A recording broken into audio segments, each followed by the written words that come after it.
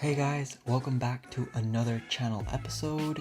As you guys know, I do weekly reviews of my week just to let you guys know what's going on and also so you guys can follow along my challenges.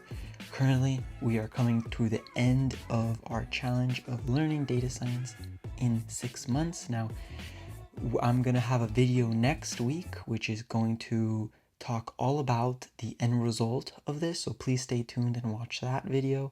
But for today, we're actually going to talk about how I'm moving on and starting a new challenge. But before that, I just want to remind you guys that I actually started a boot camp this week. This week was purely working on that, therefore I didn't do any of my own readings as the boot camp takes most of my time. Now, I'm going to talk so much more about the boot camp and choosing a boot camp in the future. As I mentioned, I'm also going to, finish my 6-month challenge next week, but in this week, I'm starting a new challenge, and that challenge is going to be the 3-month long boot camp. Every week is challenging. Every week is going to be tough. Every week, I'm going to learn a new machine learning technique, although to be fair, this first week did not include any of that. This first week, as you may know, is usually just an introduction. Now, I loved how in this boot camp, the introduction was done very well and very concise so that in the following weeks, we can move on to deep learning as fast as possible. Now, of course, whenever you start learning something as difficult as deep learning, you have to familiarize yourself with the tools available, and that's actually what we did this week. So let me talk more about what we did this week. All right, so this week, in the first week of the boot camp, we talked all about Python, of course. Python is the language that most data scientists use.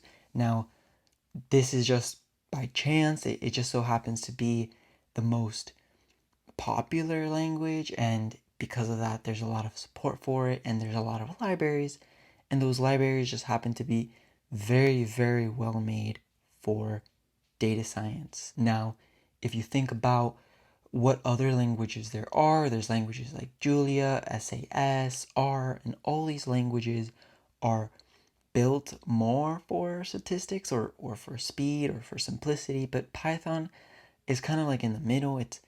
It's not too fast, but it's not too slow. It's easy to understand, but still can get fairly complicated.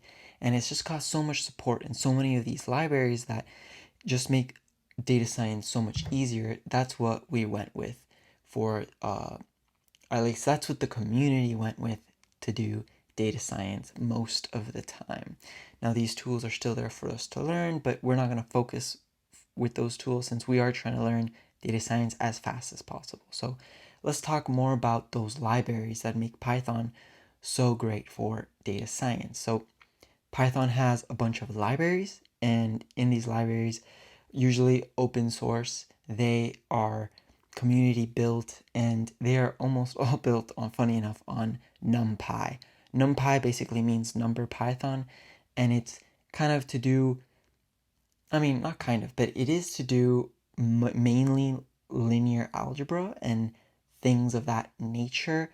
Very, very useful, very deep, very complicated, and definitely took me some time to learn NumPy, but very useful. In fact, most of the other libraries are built upon NumPy, either directly or indirectly, by extension of it, them building up on top of each other. So, to explain that, moving on, we have pandas, which is panel something. It means something, but it's basically just, the best way I can describe it is, Excel in your terminal or Excel in Python.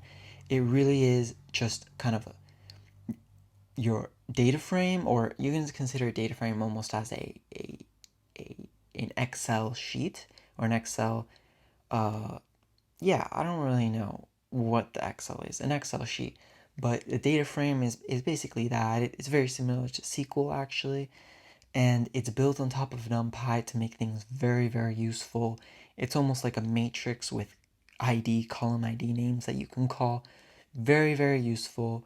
And actually, one thing I want to mention about pandas is I actually make this mistake all the time, which is I try to work on the main pandas data frame that I import, and I try to add to that, and that's actually a bad practice.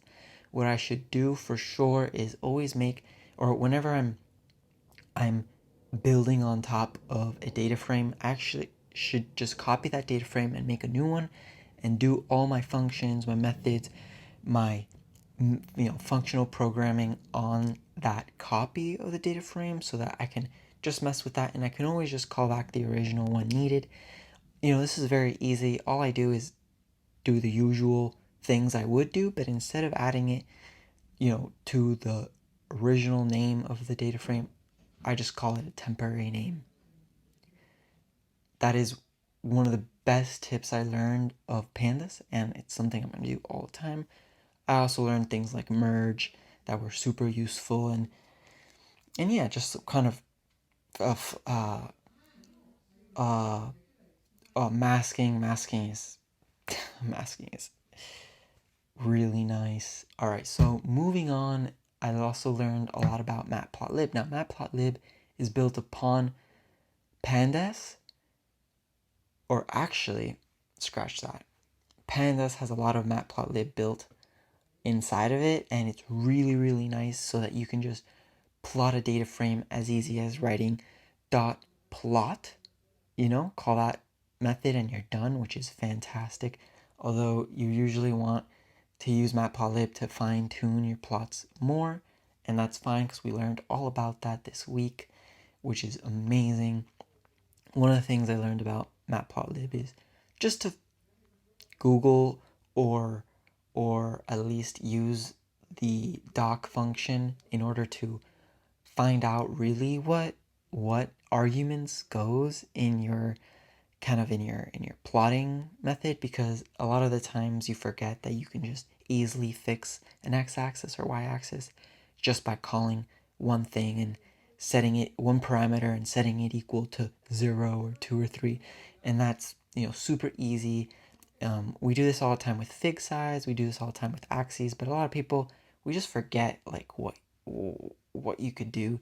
So immediately Google the graph you're trying to do and examples, and you will have a much better time learning Matplotlib just by doing. But you got to research what parameters these functions take in order to save you some time.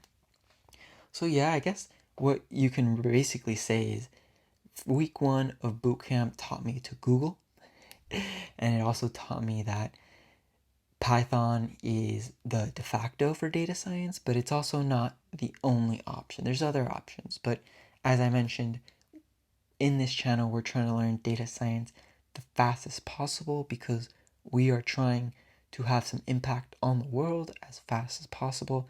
And in order to do that, we need to learn as fast as possible. We need the tools to help us, not hamper us and confuse us.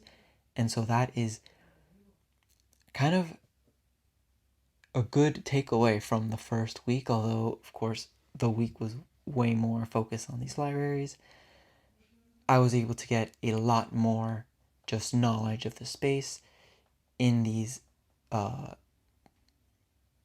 was able to get a lot more knowledge of the space in this week. So cool and so much fun, and can't wait to continue. Like I mentioned before, this is now going to be a 12-week journey, 12 weeks of challenging work, more than 9 to 5, just all day work, because we are trying to do our very best and have as much impact as we can as fast as possible.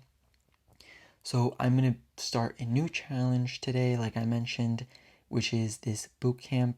We're going to make a video every week talking around the basics of what we learned, not specifics, not anything like actual work, but just telling you around the general idea of what I learned. And maybe on the weekends, if I can, I'm going to do some projects for you, some live coding of stuff that's just my idea, nothing to do with bootcamp. And this is probably going to be using the Fast AI API, so I suggest you guys learn about that because it's amazing. It's built on top of PyTorch, and I think it's better than things like TensorFlow, but that's for another video. I won't talk about that today. So new videos coming every week. If you want to know more about why I'm making these videos, check out my channel trailer, and I'll see you all on the next video.